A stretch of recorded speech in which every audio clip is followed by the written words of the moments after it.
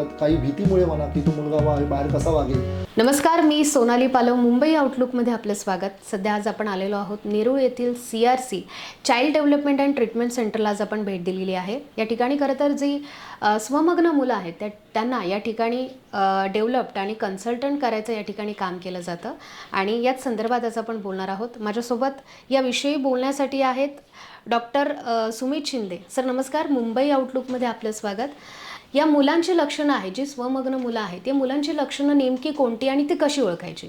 जेव्हा मूल 2 वर्षाचं होतं किंवा दीड पावणे 2 वर्षाचं होत असतं तेव्हा ते एका डायनॅमिक कंडिशनमध्ये असतं. त्याचं एक्सप्लोरेशन ॲबिलिटी खूप जास्त वाढलेली असते, समजायला लागलेलं असतं आणि त्याच्या ओरिएंटेशनमध्ये वस्तू, व्यक्ती, जागा, प्राणी ह्या गोष्टी यायला सुरुवात झालेल्या असतात.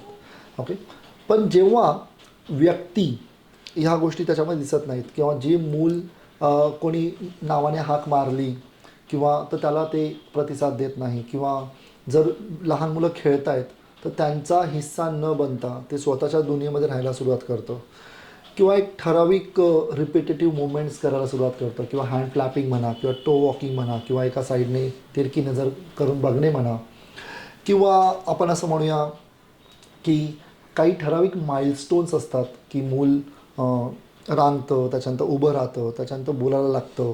तर हे ठराविक माइलस्टोन्स कधी कधी डिलेड जेव्हा होतात किंवा आपण असं म्हणूया की ते मूल थोडंसं स्वतःच्याच दुनियेमध्ये जास्त राहायचा प्रयत्न करतं. त्याचं स्पीच अँड कम्युनिकेशन जर डेव्हलप होत नाही. ओके, सो असे बरेचसे लहान सहान जे काही ऑब्झर्वेशन्स असतात ज्या लहान मूल डेव्हलप होताना आपण बघत असतो. साधारण ही जी केस आपल्याकडे जेव्हा येते, जेव्हा सेंटरमध्ये पालक आपल्या मुलांना घेऊन येतात की बाबा इतर मुलांपेक्षा माझा मुलगा किंवा माझी मुलगी काहीतरी वेगळं आहे, तर पालकांची रिॲक्शन नेमकी काय असते? बऱ्याचदा पालकांना डेव्हलपमेंटचे टप्पे किंवा त्याच्या मागचं सायन्स हे माहीत नसतं. पण बऱ्याचदा दिसत जे असतं की जे अनुभवत असतात की मूल बोलत नाही आहे. ओके, किंवा मूल नावाला लक्ष देत नाही आहे. ह्या ज्या महत्त्वाच्या गोष्टी आहेत, ह्या मेन समस्या असतात की मूल बोलत नाही आहे, की इंग्लिशमध्ये म्हणायला गेलं तर स्पीच डेव्हलपमेंट होत नाही आहे. ओके, पण आयडियली स्पीच डेव्हलपमेंट होत नाही आहे किंवा ते मूल संवादच करू शकत नाही आहे, त्याचं receptive communication, expressive communication develop होत नाही आहे, हे पॅरेंटला नाही समजत. पॅरेंट काय म्हणतात की स्पीच डेव्हलप होत नाही आहे. तर ज्या आपण समस्या सांगितल्या की पालक अनुभवत असतात, मूल बोलत नाही आहे, मूल कदाचित फिजिकल मोटर डिस्फंक्शनमध्ये मूल चालत नाही आहे किंवा मूल समाजाशी जे काही गोष्टी होत आहेत ते एक्सप्लोर करत नाही आहे. सो त्या जेव्हा पालक घेऊन येतात तेव्हा पहिल्यांदा एक स्क्रीनिंग होते. एक कन्सल्टंट त्यांच्याबरोबर बऱ्यापैकी हितगुज करतो, बऱ्यापैकी त्यांच्या डिटेलिंगमध्ये त्या मुलाच्या रोजच्या वागण्यातल्या किंवा त्यांच्या ऑब्झर्वेशन्स 0पासून आत्तापर्यंत कशाप्रकारे डेव्हलपमेंट झालेली आहे किंवा त्यांनी काय काय संधी उपलब्ध करून दिलेल्या आहेत आणि किंवा त्या मुलाचे सब्जेक्टिव्ह ॲनालिसिस, ऑब्जेक्टिव्ह ॲनालिसिस केली जाते आणि मग त्यातून काही ज्या कंप्लेंट्स आहेत त्यावरती लगेच निदान न करता त्या मुलाला काही सेशन्स आपण ऑब्झर्व करतो आणि मग ऑब्झर्वेशन्स केल्यानंतर मग त्याचे काही सायकोमेट्रिक टेस्टिंग्स होतात. उदाहरणार्थ काही world wide use psychometric testings आहेत ज्याला आपण ऑटिझम रेटिंग स्केल म्हणूया किंवा ADHD म्हणूया, ADHD टेस्टिंग म्हणूया किंवा IQ टेस्टिंग म्हणूया किंवा वेगवेगळ्या लर्निंग डिसेबिलिटी टेस्टिंग्स म्हणूया. सो ह्या मुलांवरती त्या आपण केल्या जातात आणि मग त्यातून थेरपिस्ट जे असतात ज्यांनी एक 5 ते 8 सेशन त्या मुलांवरती ऑब्झर्व केलेलं आहे आणि त्या टेस्टिंग्समधून ऑब्जेक्टिव्ह डेटामधून जी गोष्ट एक निदान आलेलं आहे, ही गोष्ट जेव्हा आपण त्याच्यामधलं साम्य बघतो आणि मग पॅरेंट्सला आपण नेक्स्ट मीटिंगमध्ये बोलवून आपण त्यांना एक रिव्हील केलं जातं किंवा त्यांना सांगितलं जातं की ही गोष्ट काय आहे. साधारण किती वर्षांपासून ही ऑर्गनायझेशन सुरू आहे आणि कसं काय या ठिकाणी काम केलं जातं? ओके, आपण जर ऑर्गनायझेशनच्या सुरुवातीबद्दल बोलायला गेलं तर I found this organisation CRC child rehabilitation centre in 2009 आपण जेव्हा सुरुवात केली तेव्हा एक wholeheartedly single handedly I was the therapist आणि ऑक्युपेशनल थेरपीच्या माध्यमातून मुलांच्या ज्या काही समस्या आहेत त्या त्या गोष्टींवरती आपण काम करायचो. त्यानंतर जेव्हा डेव्हलपमेंटमध्ये इम्प्रूव्हमेंट यायला लागली तेव्हा पालकांकडून काही बिहेवियर इश्यूज यायला लागले, लर्निंग इश्यूज बद्दल समस्या यायला लागल्या. आणि मग जसं जसं चॅलेंजेस येत गेले तसं तसं त्या क्षेत्रामधले जे तज्ज्ञ आहेत मग ते सायकोलॉजिस्ट म्हणा फॉर बिहेवियर डिस्फंक्शन, मग रेमेडियल एज्युकेटर म्हणा फॉर अकॅडमिक डिस्फंक्शन्स, फिजिओथेरपिस्ट म्हणा फॉर फिजिकल मोटर डिस्फंक्शन्स, किंवा काही मुलांमध्ये काही अप्रोचेस यूज केले जातात जे डेव्हलपमेंटसाठी जास्त महत्त्वाचे असतात. त्यासाठी फिजिओथेरपिस्ट, ऑक्युपेशनल थेरपिस्ट हे मदत करतात. आणि मग हळूहळू अशी एक टीम डेव्हलप होत गेली. सो जेव्हा आपल्याकडे एक बच्चू येतो मग त्याची जेव्हा डेव्हलपमेंटल स्क्रीनिंग होते मग त्यामध्ये त्या बच्चूमध्ये डेव्हलपमेंटचे किती इश्यूज आहेत, मग ते फिजिकल माइलस्टोन्स असून दे, कॉग्निटिव्ह माइलस्टोन्स असून दे, किंवा सोशल डेव्हलपमेंट असून दे, किंवा सोशल कम्युनिकेशन असून दे, सो ते त्याच्या वयानुसार होत आहेत की नाही हे निदान करण्यासाठी subjective analysis point of view occupational therapist करतात, किंवा objective point of view psychologist करतात. आणि मग त्यामध्ये मग त्या मुलाचे जे मेजर इम्पॅक्ट पॉईंट असे आहेत ज्यामुळे त्या मुलाची डेव्हलपमेंट ही त्याच्या वयानुसार होत नाही आहे, तर त्यामध्ये मग ते बिहेवियरमुळे होत नाही आहे का, मग त्याच्या स्कूलिंगमध्ये जे काही अकॅडमिक स्किल डेव्हलपमेंट न झाल्यामुळे त्याचे अकॅडमिक इश्यूज येत आहेत का, किंवा काही बिहेवियर इश्यूज येतात का, किंवा डेव्हलपमेंटचे टप्पे त्याने मिस केल्यामुळे त्याचे हायर फंक्शनच डेव्हलप नाही झाले आणि त्याच्यामुळे ते मूल तेवढं मॅच्युअर्ड वागत नाही आहे का. सो यामध्ये एक बायफर्केशन होतं. आणि त्या क्षेत्रातले ते जे तज्ज्ञ आहेत, मग ते सायकोलॉजिस्ट आहेत, फिजिओथेरपिस्ट आहेत, ऑक्युपेशनल थेरपिस्ट आहेत, रेमेडियल एज्युकेटर आहेत. सो त्यांच्याकडे त्यांची एक टीम मिळून एक प्रोटोकॉल बनवते. आणि मग क्लिनिकल थेरपिस्ट आहेत आमच्याकडे मग क्लिनिकल थेरपिस्ट नंतर त्याच्यानंतर सिनियर थेरपिस्ट आहेत. एक हायरार्की आहे. त्या हायरार्की च्या माध्यमातून त्या मुलांची रेग्युलर सेशन्स होतात. आणि त्या रेग्युलर सेशन्समध्ये तो जो प्रोटोकॉल जो आहे जो कन्सल्टंट्सने क्रिएट केलेला आहे आणि रेग्युलर बेसिसवरती त्याचं मूल्यमापन केलं जातं की तो मूल पहिल्या वेळा आला तेव्हा त्याची काय डेव्हलपमेंट होते, किंवा त्याच्यानंतर मग त्याच्यामध्ये दर 2 महिन्यानंतर आपण रिव्ह्यू करतो. तुम्ही या ऑर्गनायझेशनमध्ये आता बरीच वर्ष आहात. या ऑर्गनायझेशनमध्ये विविध वयोगटातील मुलं खरं तर या ठिकाणी सेंटरमध्ये येत असतात. तर या जी वेगवेगळी फेज असते या मुलांची जी इयर्स असतात त्याच्यामध्ये काही सेम प्रोटोकॉल असतात की प्रत्येक वर्षाच्या किंवा प्रत्येक वयाच्या मुलावरती वेगवेगळे प्रोटोकॉल या ठिकाणी राबवले जातात? खूप चांगला प्रश्न आहे हा. मला असं वाटतं की जेव्हा मूल 2 वर्षाचं असतं तेव्हा त्याचे डेव्हलपमेंटल डिमांड्स, डेव्हलपमेंटल माइलस्टोन्स ह्या वेगवेगळ्या गोष्टी असतात. जेव्हा मूल 4 वर्षाचं होतं तेव्हा त्याचे एन्व्हायरमेंटल डिमांड्स आणि त्याची डेव्हलपमेंटची जी लेवल असते ती वेगळी असते. त्यामुळे प्रत्येक लेवलमध्ये ॲज पर द सायंटिस्टने ज्या काही गोष्टी नमूद केलेल्या आहेत की डेव्हलपमेंटच्या वेगवेगळ्या स्टेजेस आहेत, त्या स्टेजेसमध्ये ते मूल कुठे बसतं आणि मग त्या स्टेजला मॅच्युअर करून पुढे आपण कसं घेऊन जाऊ शकतो. कारण आपण जेव्हा ह्युमन डेव्हलपमेंट म्हणतो तर ह्युमन डेव्हलपमेंटचे जे विकासाचे टप्पे आहेत मग ते भारतातल्या मुलाचे पण सेमच आहेत, अमेरिकेतल्या मुलाचे सुद्धा सेमच असतील, गरीब मुलाचे सुद्धा सेम आहेत आणि सगळ्यात श्रीमंत मुलाचे सुद्धा ते विकासाचे टप्पे सेमच असतात. प्रॉब्लेम कुठे होतो जेव्हा मूल असतं 5 वर्षाचं पण कदाचित त्याची विकासाचा टप्पा हा कदाचित त्याने 2.5 वर्षाचाच गाठलेला आहे, किंवा मूल असेल 10 वर्षाचं कदाचित ते 5th स्टँडर्डमध्ये जात आहे पण त्याचा विकासाचा टप्पा, त्याचा हायर फंक्शन्स, त्याची मॅच्युरिटी किंवा त्याचा अकॅडमिक स्किल्स ह्या कदाचित तो असायला पाहिजे 5th स्टँडर्डमध्ये पण ते कुठेतरी 2nd स्टँडर्डच्याच मुलाप्रमाणे किंवा 3rd स्टँडर्डच्या मुलाप्रमाणे डेव्हलप झालेले आहेत.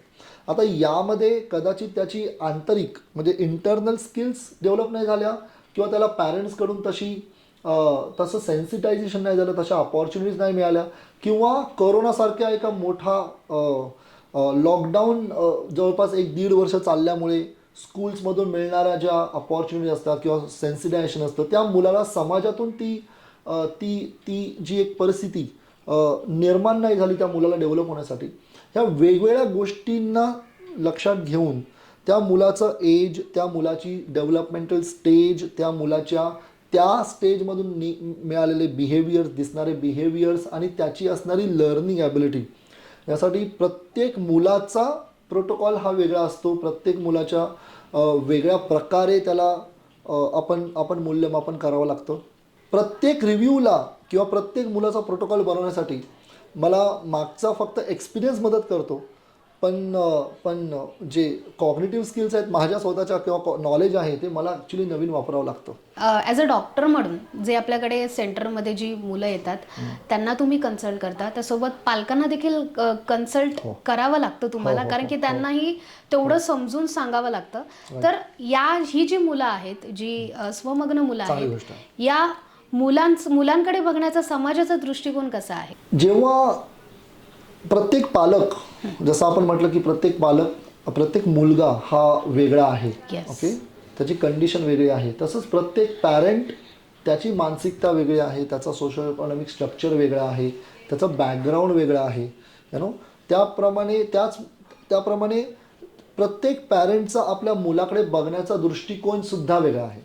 किती वेळ लागतो साधारण? सो हा जो प्रश्न आहे की आपल्याला किती वेळ लागतो, वेगवेगळे डायमेन्शन्स आहेत. तुम्ही कधी मुलाला त्याचं निदान केलं, त्याच्यावरती आपण कोणत्या इफेक्टिव्ह सायंटिफिक पद्धतीने काम केलं, आपण किती रेग्युलर त्या गोष्टीमध्ये राहून कम्प्लिटली त्याचं म्हणजे म्हणतात ना त्या डिसऑर्डरचा नायनाट केला, आणि आपण किती प्रॉपरली थेरपिस्टला फॉलो करून, थेरपिस्टच्या अप्रोचेसला घरीसुद्धा फॉलो करून कंपॅशनेट माइंडने, कूल अँड काम माइंडने त्या मुलावरती काम केलं.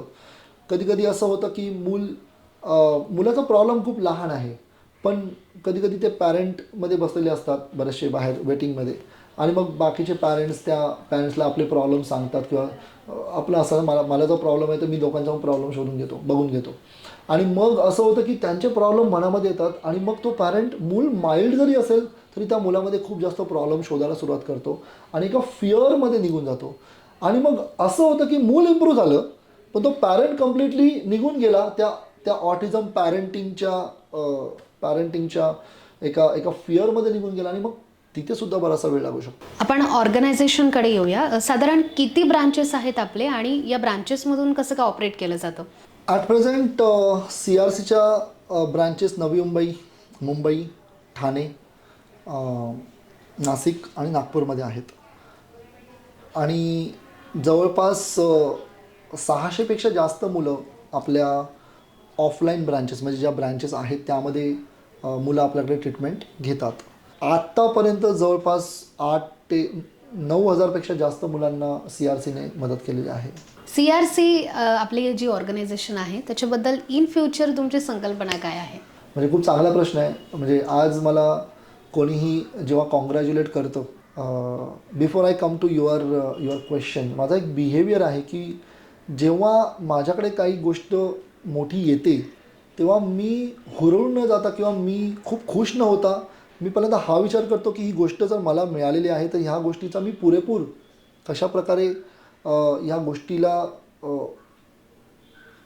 अजून इम्प्रूव्ह करू शकतो. सो बऱ्याचदा आमच्या नवीन ब्रांचेस जेव्हा ओपन होतात तेव्हा माझी टीम मला विचारते, सर तुम्ही खूप खुश असाल ना? तर माझ्या मनामध्ये ती खुशी नसते. माझ्या मनामध्ये ती एक रिस्पॉन्सिबिलिटी आलेली असते की आता ह्या ब्रांचने पुढच्या 1 वर्षामध्ये, पुढच्या 2 वर्षामध्ये किंवा किती जास्तीत जास्त मुलांना आपण ह्या ब्रांचच्या माध्यमातून मदत करू शकू, तेच माझ्या डोक्यात चाललेलं असतं. सो आजसुद्धा CRCला 15 वर्ष पूर्ण झालेले आहेत. वेल एस्टॅब्लिश्ड करिअर आहे. जेवढे माझे पर्सनल गोल्स होते, माझे प्रोफेशनल गोल्स होते, त्यापेक्षा कदाचित मी पुढे गेलेलो आहे. पण माझा जो एक इंटरनल गोल आहे, जो मी माझ्या फ्रेंड्सला म्हटलं होतं की I want to develop a system of rehabilitation in India, तो गोल अजून पूर्ण नाही झाला आहे. त्यामुळे मला असं वाटतं की नुसतं ब्रँचिंग नाही, पण आता पॉलिसी लेवलला जाऊन किंवा एज्युकेशनल पॉलिसीज किंवा समाजामध्ये जी एक वागण्याची पद्धत आहे त्या वागण्याच्या पद्धतीला थोडंसं बदलाव आणून पॅरेंट्स ज्या प्रकारे त्या मुलांकडे बघण्याचा दृष्टिकोन आहे, तो दृष्टिकोन कशाप्रकारे बदलला जाईल, किंवा लहान मुलांमध्ये काय सेन्सिटायझेशन व्हायला पाहिजे. I am talking about a normal peer group. त्या पिअर ग्रुपमध्ये काय सेन्सिटायझेशन व्हायला पाहिजे जेणेकरून जास्तीत जास्त जी डेव्हलपमेंटल डिसेबिलिटीजची मुलं आहेत किंवा स्पेशल चाइल्ड आपण ज्यांना म्हटलं होतं, त्यांना जास्तीत जास्त समाजाचा इंटिग्रेशन कसं होईल, त्यांना खेळाच्या माध्यमातून, शिक्षणाच्या माध्यमातून, इंटरॅक्शनच्या माध्यमातून त्या मुलांना कशा प्रकारे समाजाचा एक हिस्सा बनवला जाईल. बऱ्याचशा गोष्टींमध्ये जेव्हा आपण म्हणतो की अवेअरनेस वाढलेली आहे, अवेअरनेस नव्हती ते एक वेगळा चॅलेंज होता. पण आजकाल अवेअरनेस एवढी वाढली आहे की प्रत्येक पॅरेंटला आपल्या मुलामध्ये काहीतरी ऑटिझम शोधायचा प्रयत्न करतो. त्यामुळे एक फिअरफुल अवेअरनेस क्रिएट झालेली आहे, यु नो. आणि त्या awareness itself is killing the parent child bonding also. तर मला असं वाटतं की कुठेतरी पॅरेंटिंग जी सिस्टीम आहे, जे पॅरेंटिंगवरती काम करून एक जेव्हा पॅरेंट आपल्या मुलाला जन्म देतो तेव्हा त्याचं म्हणणं असतं की मी माझ्या आयुष्यातली जी काही संपत्ती असेल, जी मी काही लर्न केलेलं आहे, माझे रिलेशन्स आहेत, माझा पैसा आहे, माझं घर आहे, आणि महत्त्वाची आहे माझे एक्सपिरियन्स आहेत, ओके, ते मी माझ्या मुलापर्यंत कसे पोचवेन. आणि जेव्हा ते पॅरेंट मुलापर्यंत पोचवता येत नाही तेव्हा त्याच्यामध्ये होतं. आणि मग अचानक आपल्याला कळतं की ऑटिझम आहे. आणि मग ऑटिझम झाल्यानंतर मग ती एक सिस्टीम आहे ऑटिझम पॅरेंटिंग नावाची, यु नो.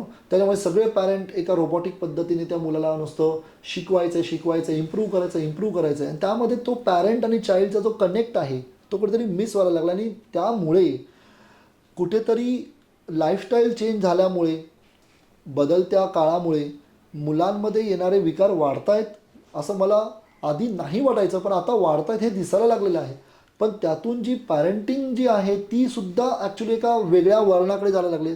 तर मला असं वाटतं की 15 वर्ष CRC झाल्यानंतर मला आता मुलांना ट्रीट करणं ते तर तो माझा हातखंडा आहे, तो माझा that is my wisdom.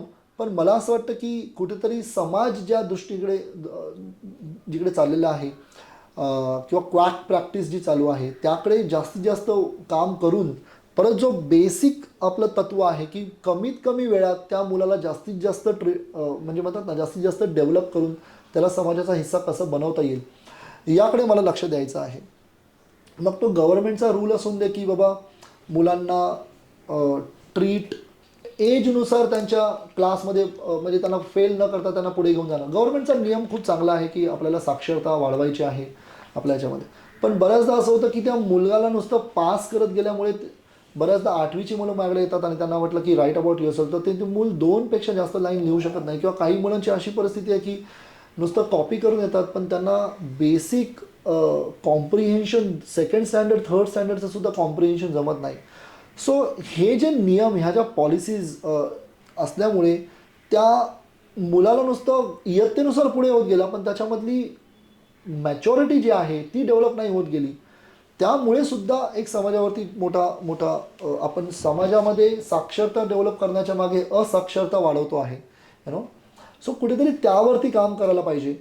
So मला असं वाटतं की एक रिस्पॉन्सिबिलिटी आहे आता की 15 वर्ष जेव्हा आपण एका फील्डमध्ये होतो तेव्हा त्या 15 वर्षाचा एक्सपिरियन्स हा खूप इनॉर्मस असतो आणि त्याचे लर्निंग्स खूप इनॉर्मस असतात. तर त्या लर्निंग्सला आपण कशा प्रकारे अजून जास्त मल्टिप्लाय करून आपण त्यांना समाजासाठी आपण जास्तीत जास्त मुलांना जास्तीत जास्त फॅमिलीजला आपण डेव्हलप करू शकतो त्यासाठी मला वापर करायला आवडेल.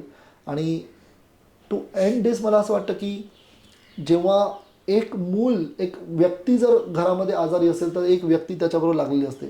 एक मूल आजारी असेल तर त्याच्यामध्ये आईबाप त्याच्याबरोबर कन्सर्न असतात. पण एक मूल विकलांग असेल किंवा एक मूल जर काही विकाराने ग्रस्त असेल, काही ऑटिझम असेल, ADHD असेल, तर त्या मुलाच्या मागे ना जस्ट पॅरेंट्स, कदाचित त्याचे टीचर्स, कदाचित त्याचे शेजारी, त्याचे इंटिग्रेटेड फॅमिलीज, नातेवाईक हे कम्प्लिटली एका स्ट्रेसमधून जात असतात.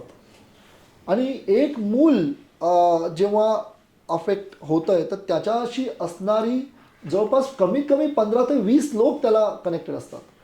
सो मला असं वाटतं की 15 वर्ष झालेले आहेत तर मला काम करायला आवडेल त्या आईने आपली हायली एज्युकेटेड मदर आहे जी आपले बँक मॅनेजर म्हणून काम करत होती किंवा कुठेतरी हा एक प्रोफेशनल म्हणून काम करत होती, तिला तिचा जॉब सोडून त्या मुलाच्या मागे लागावं लागलं, राईट. हे बरेचसे मोठे प्रॉब्लेम्स आहेत समाजामध्ये. ते नुसतं मुलाला ट्रीट करणं महत्त्वाचं नाही आहे पण त्या ट्रीटमेंटच्या मागे बऱ्याचशा गोष्टी आहेत. एक रिव्हर्स पिरॅमिड आहे प्रॉब्लेम्सचा, यु नो. जेव्हा आपण ऑटिझम मूल एक म्हणतो तेव्हा ह्या बऱ्याचशा प्रॉब्लेम्सवरती मला काम करायला आवडेल. त्या प्रॉब्लेम्सवरती मला वेगवेगळ्या लेवलने जाऊन काम करायला आम्हाला CRCला आवडेल आणि CRC करते सुद्धा. मी याचं उदाहरण देतो की एका पॅरेंटला मी विचारलं होतं की बाबा तुम्हाला काय आवडतं.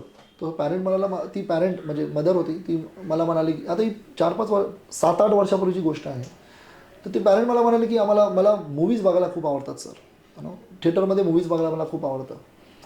आणि मी विचारलं मग ठीक आहे मग तुम्ही लास्ट टाइम कधी कालचा हा मूवी बघितला का तुम्ही. तर नाही सर, मी लास्ट मूवी बघितला होता 12 वर्षापूर्वी, जेव्हा जन्म झाल्याच्या त्या मुलाचा जन्म होण्याच्या आधी मी मूवी बघितला होता. त्याच्यानंतर पॅरेंटिंगमध्ये गेलं, त्याच्यानंतर त्याला कळलं ऑटिझम आहे आणि मग ते त्याच्यामध्येच माझं आयुष्य म्हणजे गेलं.